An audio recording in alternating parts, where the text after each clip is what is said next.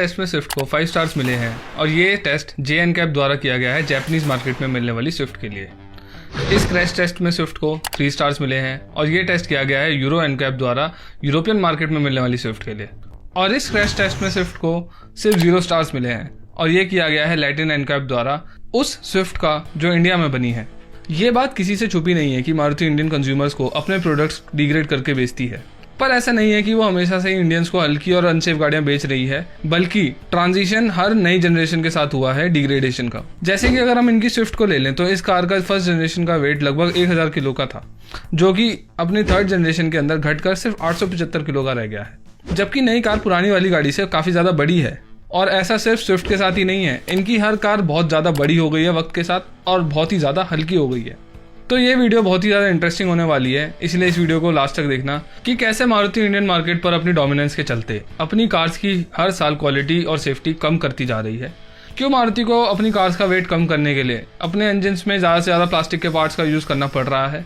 क्यों मारुति और Hyundai जैसे अनसेफ कार बनाने वाली कंपनीज 4 सिलेंडर इंजन यूज कर रही हैं, जबकि Volkswagen और टाटा ऐसी सेफ गाड़ी बनाने वाली कंपनीज को 3 सिलेंडर से काम चलाना पड़ रहा है अपनी गाड़ियों के अंदर। और क्यों इंडियन बायर्स आज भी सबसे ज्यादा मारुति कार्स ही ले रहे हैं, जबकि मारुति की अनसेफ कार्स को लेकर काफी ज्यादा अवेयरनेस भी है आज के टाइम। मारुति सुजुकी की शुरुआत मारुति उद्योग के तौर पर गवर्नमेंट ऑफ इंडिया ने 1981 में करी। उस टाइम पर क्योंकि इंडियन मार्केट ओपन नहीं थी तो मारुति 800 यानी कि SS80 को जापान से इम्पोर्ट करके इंडिया में बेचा जाना चालू किया, पर कुछ टाइम बाद ही उन्होंने गुड़गांव के अंदर एक असेंबली प्लांट भी चालू कर दिया था। मारुति की कार्स इंडिया में आते ही हिट थी। सिर्फ 4 साल के अंदर ही 1985 में उन्होंने 1 लाख कार्स बेच दी थी, जो कि अपने आप में एक बहुत बड़ी बात थी उस टाइम के भारत के लिए। अब मारुति इंडिया में आते ही इसलिए हिट हो गई क्योंकि ये कार इंडिया में अवेलेबल किसी भी गाड़ी से ज़्यादा तेज़ थी, इसकी हैंडलिंग बहुत अच्छी थी, इसकी क्वालिटी बाकी गाड़ियों से ज़्यादा सुपीरियर थी, चाहे एक्सटीरियर चाहे इंटीरियर चाहे डैशबोर्ड किसी की भी ले लो। इसका इंजन काफ़ी ज़्यादा रिफाइंड था किसी भी गाड़ी से जो उस टाइम पर अवेलेबल थी, फॉर एग्जांपल पद्मिनी या फिर एम्बेसडर। और एक बहुत बड़ा रीज़न ये था कि इस गाड़ी की माइलेज बहुत ही ज़्यादा अच्छी थी, चाहे आप फिर कोई से भी सेगमेंट की बात कर लो। सुजुकी ने मारुति को 2003 में गवर्नमेंट ऑफ इंडिया से खरीद लिया था और आज की डेट में सुजुकी के पास अपने इस सब्सिडरी ब्रांड के 56% शेयर्स हैं। अर्ली और मिड 2000s में सुजुकी जो भी मॉडल इंडिया में लॉन्च कर रही थी उनकी क्वालिटी ऑलमोस्ट वैसी ही वो देने की कोशिश कर रहे थे जैसे वो भारत के देशों में दे रहे थे। और इस एग्जांपल के लिए हम बात कर सकते हैं इनकी SX4 की, इनकी फर्स्ट जनरेशन स्विफ्ट की, इनकी जो पहले बलिनो आई थी उसकी, या इनकी वर्सा की। मारुति की शुरुआती गाड़ियों की बिल्ड क्वालिटी इतनी अच्छी थी कि इनको फ्लॉलेस कार का टैग मिला हुआ था इंडियन मार्केट के अंदर। पर फिर क्या हुआ कि आज मारुति अपनी बहुत ही हल्की बिल्ड क्वालिटी और बहुत ही अनसेफ गाड़ियों के लिए जानी जा रही है। दरअसल वक्त के साथ बाकी कंपनीज ने भी मारुति को कड़ी टक्कर देने के लिए अपने काफ़ी बढ़िया मॉडल्स उतारे जो उनसे भी अच्छी बिल्ड क्वालिटी, इंजन्स और ओवरऑल अपील देते थे। और इसीलिए मारुति ने अपने सबसे मजबूत पहलू पर और भी ज़्यादा काम करने का डिसाइड करा और वो था उनकी बेहतरीन माइलेज। मारुति चाहती थी कि उनको माइलेज में कोई भी बीट ना कर पाए, पर सिर्फ कॉम्पिटिशन ही इनकी सबसे बड़ी प्रॉब्लम नहीं था, स्ट्रिक्ट होते इमिशन नॉर्म्स भी थे। भारत स्टेज 4 2010 में इंट्रोड्यूस कर दिया गया था और अगले 7 सालों में ये पूरे देश में इम्प्लीमेंट हो गया था। और अब इसी वजह से सभी ऑटो मैन्युफैक्चरर्स को अपने इमिशंस यानी कि टेल पाइप से निकलने वाले धुएं को पहले से कम करने के लिए काफ़ी ज़्यादा R&D पे खर्च करना पड़ रहा था। कई कंपनीज ने अपने पुअर परफॉर्मिंग मॉडल्स को भी डिसकंटिन्यू कर दिया और ये सब एक बहुत ही ज़्यादा नॉर्मल सी प्रैक्टिस है, ऐसा कई सारे ब्रांड्स करते हैं इमिशन नॉर्म्स को मैच करने के लिए। पर मारुति ने स्ट्रिक्टर इमिशन नॉर्म्स को मैच करने के लिए और अपनी माइलेज को और भी अच्छा करने के लिए अपनी गाड़ियों के वजन को हल्का करने का फैसला किया। 2012 के ऑटो कार्स प्रोफेशनल के इस आर्टिकल में मारुति सुजुकी के मैनेजिंग एग्जीक्यूटिव ऑफिसर इंटरव्यू देते हुए बड़े प्राउड से बताते हैं कि मारुति हमेशा अपनी न्यू जनरेशन कार्स को पिछली जनरेशन कार से हल्का बनाती है और वो अपनी इस वर्किंग फिलॉसफी को एक्टिवली हर मॉडल पर इम्प्लीमेंट करते हैं। वो बताते हैं कि कार के बॉडी शेल का वेट ओवरऑल वेट के 30% होता है और इसमें सबसे ज़्यादा स्कोप होता है कार का वजन कम करने के लिए। पर ऐसा नहीं है कि वो अकेले बॉडी शेल का वेट कम करते हैं। इस वेट लॉस एक्सरसाइज का पूरा फायदा उठाने के लिए मारुति द्वारा ऑलमोस्ट हर पार्ट पर काम किया जाता है और उनका वेट कम किया जाता है। जैसे कि उन्होंने जो सेकंड जेन स्विफ्ट और डिजायर लॉन्च हुई थी उसका एग्जांपल देते हुए बताया कि इनके प्रीवियस जनरेशन मॉडल में फ्यूल टैंक स्टील के बने होते थे, लेकिन अब इन गाड़ियों में प्लास्टिक फ्यूल टैंक्स दे रहे हैं और इससे इन कार्स में 3 किलोज तक का वेट रिडक्शन मिलता है। साथ ही साथ उन्होंने ऑल्टो एग्जाम्पल भी दिया और ये बताया कि कैसे मारुति ने प्रीवियस जनरेशन के मुकाबले अपनी नई ऑल्टो के सीट का वजन 5 किलो तक कम किया है और उन्होंने ये भी बताया कि इसकी बैटरी का वजन भी 500 ग्राम तक कम किया था इन्होंने। और इसी रिपोर्ट में एंड में ये भी बताया गया था कि मारुति को वेट रिडक्शन में सबसे ज़्यादा फायदा इंजन्स में प्लास्टिक पार्ट्स के यूज़ को बढ़ाने से मिलता है और बॉडी में हाई स्ट्रेंथ स्टील का यूज़ करने से। लेकिन ये जो हाई स्ट्रेंथ स्टील वाली बात है, ये मुझे अपने आप में ही क्वेश्चनेबल लगती है मारुति के केस में, क्योंकि इनके सप्लाई चेन डीजीएम एस के गुप्ता ने 2012 में ही कहा था कि कम थिकनेस वाली हाई स्ट्रेंथ स्टील गाड़ी की माइलेज बढ़ाने में और कार्बन इमिशंस को कम करने में मदद करेगी। इनकी गाड़ियों की आउटर बॉडी की जो शीट है वो हम सब जानते हैं कितनी पतली है, और इनका ये जो हाई स्ट्रेंथ वाला स्टेटमेंट है ये अपने आप में ही काफी ज्यादा डाउटफुल है, क्योंकि इनकी गाड़ी अगर सिर्फ स्प्लेंडर से भी टकरा जाए तो उसका ये हाल होता है। अभी जो हमने डिस्कस किया है वो मारुति की सेकंड जनरेशन कार्स की वेट लॉस स्ट्रेटेजी की बात थी, पर अभी जब रिसेंटली BS6 इंट्रोड्यूस हुआ है तब भी मारुति ने अपने इंजन्स पर ज्यादा काम करने के बजाय अपनी कार्स का वेट कम करने पर ज्यादा ध्यान दिया है।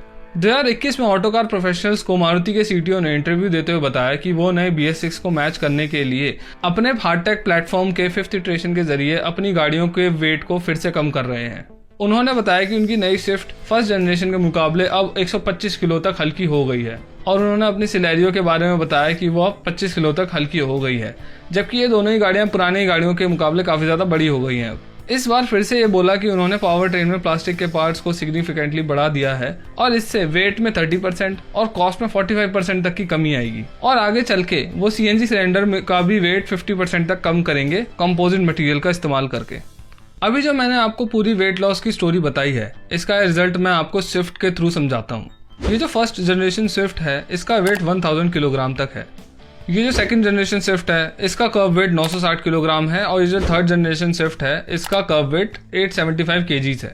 अब फर्स्ट जनरेशन से थर्ड जनरेशन तक का सफर करने में स्विफ्ट ने लगभग 125 किलो तक लूज कर दिए हैं, जबकि नई वाली गाड़ी पुरानी वाली गाड़ी से 4 इंच लंबी भी है और चौड़ी भी है, और इसमें पुरानी वाली गाड़ी के मुकाबले फीचर्स भी ज्यादा है, जैसे एयर बैग्स या इलेक्ट्रॉनिक फीचर्स ज्यादा है, मोटर्स ज्यादा यूज हुई हैं इसके अंदर। और अगर हम बात करें कि क्या इंडिया में अवेलेबल सारी कंपनीज भी ऐसा ही कर रही हैं जैसे मारुति कर रही हैं, तो उसका जवाब भी नहीं है, क्योंकि हर इटरेशन के साथ गाड़ी का वजन बढ़ता है। पुरानी गाड़ी के मुकाबले नई गाड़ी में फीचर ज़्यादा होते हैं, और आजकल एक ट्रेंड चला हुआ है गाड़ी की विड्थ बढ़ाने का, तो उसकी वजह से भी गाड़ी का वजन बढ़ना ही चाहिए, कम नहीं होना चाहिए, जैसा होता भी है। अब ये तो हमें समझ में आ रहा है कि सुजुकी नॉर्म्स को मैच करने के लिए वेट लूज कर रही है, पर बाकी ब्रांड्स कैसे रेलिवेंट हैं? जैसे कि अगर मैं टाटा की अल्ट्रोज की बात करूं तो वो सुजुकी की बलिनो से 165 किलो तक भारी है। वो कैसे एमिशन नॉर्म्स को मैच कर पा रहे हैं? एमिशन नॉर्म्स को मैच करने के लिए टाटा बाकी कंपनीज की तरह ही अपने इंजन पे ज्यादा R&D करती है, पर ज्यादा माइलेज के लिए टाटा को अपनी कार्स में 4 सिलेंडर इंजन के बजाय 3 सिलेंडर इंजन का यूज करना पड़ता है। मैं इसमें पेट्रोल इंजन की बात कर रहा हूँ, यानी कि टाटा अल्ट्रोज और उससे नीचे जितने भी मॉडल अवेलेबल है टाटा की रेंज के अंदर, वो सारे के सारे ही 3 सिलेंडर इंजन के साथ आते हैं। और ये सिर्फ टाटा के ही साथ नहीं है, तो अगर मैं फोर्ड जैसी कंपनी के बारे में बात करूं, जो इंडिया में एक बहुत ज्यादा मजबूत कार बनाने वाली कंपनी के तौर पे उभरे थे, तो उनकी फीगो का जब सेकंड जनरेशन और फर्स्ट जनरेशन आता था तो उसमें 4 सिलेंडर ही वो यूज कर रहे थे पेट्रोल इंजन के अंदर। लेकिन 2019 के बाद से उन्होंने 3 सिलेंडर इंजन यूज करना स्टार्ट कर दिया। फोर्ड ही नहीं, VW की पोलो भी पहले 4 सिलेंडर इंजन के साथ आती थी, पर जो करंट पोलो आ रही थी उसमें 3 सिलेंडर का इंजन वो यूज कर रहे थे। और सिर्फ पोलो ही नहीं, इनकी ऑलमोस्ट सारी ही गाड़ियां 3 सिलेंडर इंजन के साथ आ रही हैं करेंटली इंडिया के अंदर। बस ये है कि इन्होंने थोड़े अपने जो बड़े मॉडल्स हैं उनके अंदर 4 सिलेंडर का ऑप्शन भी दे दिया है, ताकि कस्टमर्स को और परफॉर्मेंस मिल सके अगर वो ज़्यादा पैसा खर्च करना चाहते हैं तो। पर मारुति क्यों अपनी बेकार बिल्ड क्वालिटी के लिए जिल्लत झेल रही है? वो क्यों नहीं यूज़ कर लेती 3 सिलेंडर इंजन? तो इस बात का एक बहुत बड़ा रीज़न ये है कि 3 सिलेंडर इंजन अक्सर अंडर पावर फील होते हैं 4 सिलेंडर इंजन के सामने, और ऑड नंबर ऑफ सिलेंडर होने की वजह से कभी इंजन के अंदर पिस्टन्स की वेट बैलेंसिंग भी नहीं हो पाती है, जिसकी वजह से एक अजीब सी वाइब्रेशन आती है पूरी गाड़ी की बॉडी में या उसके स्टीयरिंग पे। अब ये कुछ गाड़ियों में कम हो सकती है और कुछ गाड़ियों में बहुत ज़्यादा। और इस चीज़ का एक प्राइम एग्जांपल हम निसान की मैग्नाइट को ले सकते हैं। उस कार को खरीदने वाले लोग खुद मानते हैं कि ये गाड़ी बहुत ही ज़्यादा अंडर पावर फील होती है, पर फिर भी मेरे हिसाब से निसान के पास इसके अलावा कोई ऑप्शन भी नहीं था। एटलीस्ट वो एथिकली बिजनेस करते हुए सेफ गाड़ी तो दे रहे हैं लोगों को। और अब जब ये एथिक्स की बात आई है तो मैं आपको एक चीज़ और बताता हूँ। जब मारुति की ब्रेजा को छोड़कर ऑलमोस्ट उनकी सारी ही गाड़ियां ग्लोबल एनकैप में फेल हो गई थी, तब ग्लोबल एनकैप के CEO डेविड वार्ड ने बोला था कि मारुति को इंडिया के लिए सेफ कार्स बनानी चाहिए, ऐसी गाड़ियां जो ग्लोबल एनकैप के अंदर 5 स्टार्स लेकर आ सकें। तो उस पर मारुति के सीनियर एग्जीक्यूटिव डायरेक्टर रिप्लाई करते हैं कि मारुति इंडियन गवर्नमेंट के सेफ्टी नॉर्म्स को ऑलरेडी फॉलो कर रही है, और वो बोलते हैं कि वो ग्लोबल एनकैप के रिजल्ट को एक ऑनेस्ट रिजल्ट नहीं मानते हैं। मैं आपको बता दूं कि सेफ्टी को लेकर इंडियन गवर्नमेंट ने अभी कोई ज़्यादा क्रिटिकल टेस्ट नहीं बनाया है। अभी जो मैन्युफैक्चरर्स के लिए सेफ्टी नॉर्म्स हैं हमारे यहाँ पर, वो काफ़ी ज़्यादा बेसिक है। हाँ, इंडियन गवर्नमेंट भारत एनकैप लाने वाली है और मैं उम्मीद करता हूँ या तो ग्लोबल एनकैप या उससे ऊपर के सेफ्टी स्टैंडर्ड्स को सेट करेंगे। अब ऐसा नहीं है कि मारुति की सेफ्टी इश्यूज के बारे में लोगों को नहीं पता है, वो फिर भी क्यों ले रहे हैं इन गाड़ियों को। तो इसका सबसे बड़ा रीजन तो बेहतरीन फ्यूल माइलेज ही है, जिसके बारे में मैं बता चुका हूँ वीडियो के अंदर पहले। और अक्सर ये देखने में आता है कि मारुति के जो ओनर्स होते हैं वो पहले 2 व्हीलर चलाते थे, यानी कि वो 2 व्हीलर से 4 व्हीलर में शिफ्ट हुए होते हैं और उनका ज़्यादातर माइंडसेट ये होता है कि 2 व्हीलर से तो ज़्यादा ही सेफ्टी देगी गाड़ी, और जो कि सही भी है एक बात, और इसीलिए वो सेफ्टी के साथ कॉम्प्रोमाइज़ करने के लिए तैयार हो जाते हैं ओवर द माइलेज। और एक लास्ट और काफ़ी ज़्यादा बड़ा रीज़न मुझे ये भी लगता है कि मारुति सुजुकी को लोग एक इंडियन ब्रांड समझते हैं या एक जॉइंट वेंचर समझते हैं जिसमें इंडियन और जापानीज कंपनी साथ में काम कर रहे हैं।